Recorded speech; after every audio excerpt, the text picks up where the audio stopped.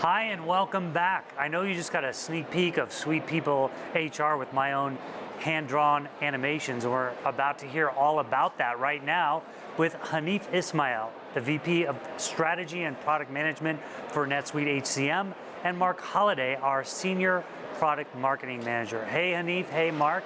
Hey, Fred, great to be here. Well, it's good to have you. You know, people power successful businesses.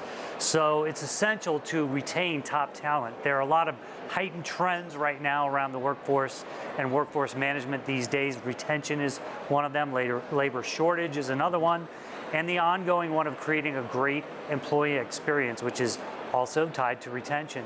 What are the human resource trends that are being redefined in business right now? Yeah, retention and hiring new people is certainly top of mind with a lot of companies. You know, a lot of times people change jobs because of compensation, new careers, or career growth. But over the last 18 months, what's happened is they want flexibility in where they work. And so that's one trend that's happening out there right now, as well as the importance of the HR leadership. Over the last 18 months, HR leaders have really taken charge of marching their companies through these challenging times with health and safety, wellness of their employees as well. And then the other thing is that they are focused on diversity. They want to be able to profile their workforce and make sure that they're creating a diverse culture. And then lastly, there's a big investment in HR technology. A lot of companies got caught doing things manually and couldn't get a complete picture of their workforce, so they're really investing in HR technology. Yeah, I think it's going to be immensely important, especially as we hear all about the great resignation. I think maybe that's a little overblown, but right. we're definitely seeing a lot of that trend. So speaking of technology, Hanif, why should a CFO in particular consider SuitePeople adding that to their NetSuite ERP? Yeah, no, I think that's a really good question. I would say primarily, first of all, just because we have a very different strategy. We have a very unique approach in terms of how we approach our development, how we deliver features. So as an example, we're focused on delivering maximum value on their NetSuite investment, which means we're not addressing, you might not get all the bells and whistles, but you will get better operational efficiency, you'll get a better experience from NetSuite from that standpoint. So, you know, that's partly what we are focused on. And so as an example, let's take payroll. When you execute payroll, if you're using a third-party payroll solution, what typically happens is you run a batch routine and then you update NetSuite's payroll solution from the third party, but you go through a significant amount of effort in reconciling that data between the two systems. In our case, because we have a unified data model, what ends up happening is that you simply commit your payroll. Once your payroll is committed, it automatically updates and posts to the GL. So it simplifies the experience dramatically, and from an operational efficiency standpoint, it makes a huge difference. Sure, and we heard a lot about all the things that automation can bring, and that efficiency is a big deal, and it leads to productivity, and it makes you able to move faster as an organization. You mentioned payroll. What HR business processes are companies starting to automate more?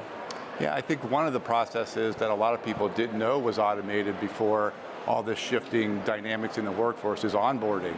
A lot of times people think that onboarding is just paperwork. Fill out your paperwork, welcome to the company, here's a coffee mug, and you're on your way.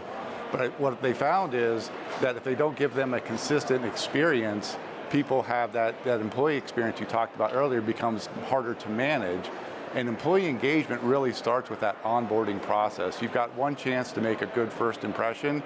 That the employee themselves, there's no higher level of engagement than on that first day. They're excited to be there, they've got a new opportunity, and to be able to automate that process to get them into the culture is a critical process. And then the other thing I would just add to that is, with HR spending so much time trying to hire people, HR service delivery becomes slower, so they're trying to automate employee and manager self-service, giving employees and managers the ability to manage their own HR profile without needing an HR resource to help them. And then just back to that onboarding experience, and you talked about how that first engagement matters so much. Does it really influence long-term retention, do you think? Yeah, it does. It doesn't have to be something that's viewed from a short-term perspective. You can look at it from a longer-term standpoint. So as an example, what we've done is we've integrated goals, your performance goals, into the onboarding process.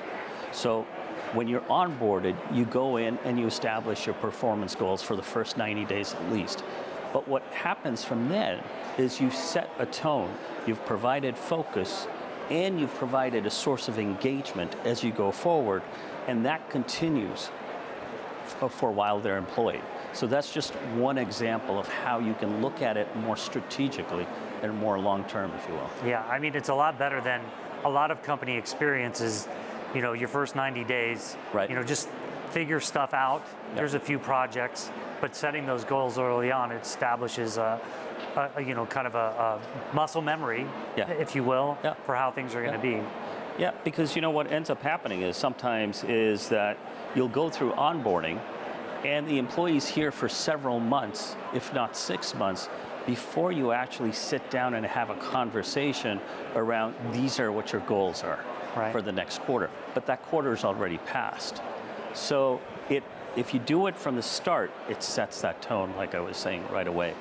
And it sets the individual up for success because they have clarity as to what they're expecting. And we talked about retention being a difficult thing right now. How does SuitePeople help in that regard? From a retention perspective, performance management obviously is a good way to keep them motivated and engaged. And their managers, I think that conversation between the manager and the employee is so important that if the employee knows that their manager is helping them achieve their goals, they're more likely to retain as an employee. And then also, the more you retain your employees, the added benefit also is employee referrals. Is that when they feel like they've been onboarded, brought into the company, have a good relationship with their manager, making all those important connections, SuitePeople can give them the ability to monitor their goals, get those performance reviews, and feel more engaged with not only their managers, but other coworkers through our social recognition product called Kudos. They can make those connections no matter where they're working to feel a part of the company to help retain them. What is Kudos? Kudos is a social recognition plugin to SuitePeople that allows peers to recognize the great work of their peers and their managers as well. And it's company-wide so people can see the recognition being given to individuals and or teams. I want a few kudos too. Yeah. I like that. I like that. We all like kudos. Sure. Right? We talked about payroll before. What other payroll processes are we automating? Yeah, the one that we're working on right now is overtime automation. So it essentially will have a rules-based engine. You'll decide on what the rules are, both from a government policy perspective and then your own company rules. It'll take those rules into account. And then based on that, it'll determine what the overtime, what the regular hours are and what the split is between regular and overtime hours. The benefit of this, aside from the fact that you're managing overtime, and actually what's also happening is that some of that work is being done manually today, so it'll be more operationally efficient again. But the other aspect of it is it gives you a significant amount of visibility from a management standpoint, from an overtime spend standpoint. How much are we spending? How does it compare to budgets? So you can tie a manager's, eventually you'll be able to tie a manager's spend on overtime and then be able to have them look at that against the budgets and say, okay, are we in control? Are we not in control? Do we need to change something? And then a lot of the overtime content can also flow into financial planning as well. So. Yeah. I was wondering about overtime, and is comp time included in that? Is comp time? Yeah. I mean, some people accrue that, and some companies actually honor that, you know? You can. You can include that in there. There's probably multiple ways about thinking about it, but yeah, I think you can. Yeah. How are companies, we talked about, engagement, being a very important thing. What are some of the ways that companies can engage their employees better?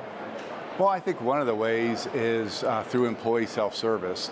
Employees can not only do things to update their profiles, look at their paychecks, manage their direct deposits, those types of things.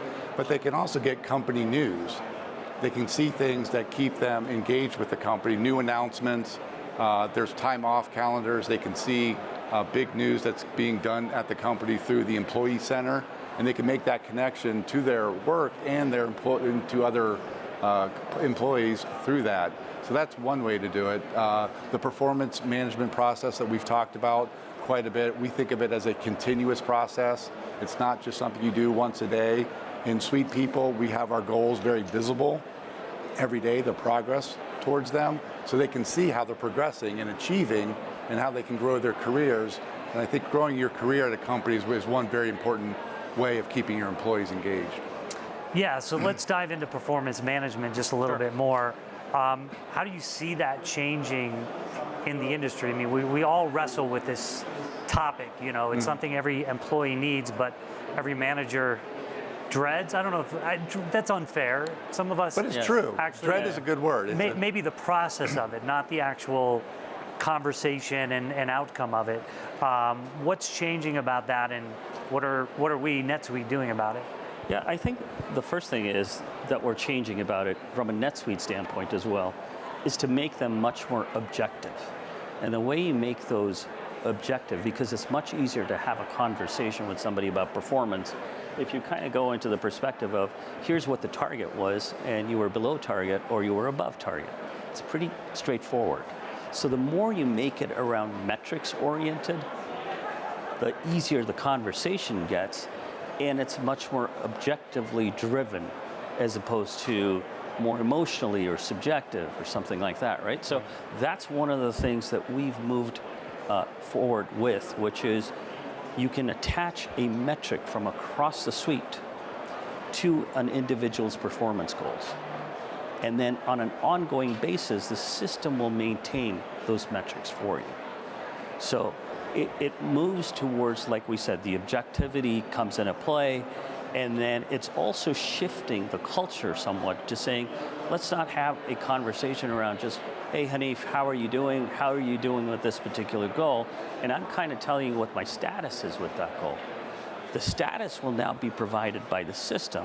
Hanif's at this particular point in that particular goal, and then you can have a much more of a coaching conversation. Hey Hanif, I noticed that, hey, I'm looking at the thing, notice that you're behind your target right now. What's going on? Help me understand the situation, and then you can coach me through it. Sure. Can you give an example of something that might come from somewhere else in the suite into performance management? So simple example would be sales. You might have, certainly most organizations will obviously have a quota target for people. Let's take something different, win-loss target. You know, as part of your sales objective might be, as an individual performer, is we need you to improve your win-loss target. And we want to improve your win-loss target by, let's say, 20 points, right? So that would be a measure, and that's something like we track. And so that gets surfaced from our CRM application, and you can attach that metric to an individual's performance review, or their performance goals, excuse me. Right. And then you can continuously monitor that going forward. Yeah. And as changes are made to CRM, you win deals, you lose deals, it then monitors that, and then you have visibility of that in the goals dashboard. Fabulous. And I could see that extending to a warehouse employee or whatever. Hanif, you made some announcements on stage. Yep. Maybe just a quick run through for those who weren't able to see that. Sure, happy to. So one is that we announced a refreshed onboarding experience, and that really improves configurability, improves productivity, and improves efficiency of somebody being onboarded.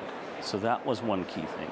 The other aspect that we also announced is that you can take performance management, and as we just talked about, you can embed it into the onboarding process for the reasons we already talked about. So that's another major thing. We announced also 401k. So that is also out, and that will save customers a significant amount of time. Can you explain what that is? Oh, sure. I mean, we all know what 401k is, but yeah. what the So features? essentially what we do is that based on a certain set of rules, whether it's regulatory requirements or your company matching policies as well, we'll take those into account, and somebody, the payroll administrator or the payroll manager will go in, stipulate those rules, and then the system will automatically determine what is the employee's contribution and what is the employer's match contribution. And then the system will maintain that, and what we'll do with that is immediately, as soon as that's done, and you commit your payroll, it posts to the GL automatically, and there's no reconciliation efforts at all, because we're one unified suite. That's awesome. Well, that's all we have time for. Thank you guys so much. That was really informative and a very important topic, obviously. Okay, so we will be right back to hear from a few of our NetSuite customers about why HR matters to finance, what we've been talking about a little bit here. And after that, Susie will be live from the expo floor with Merchant E.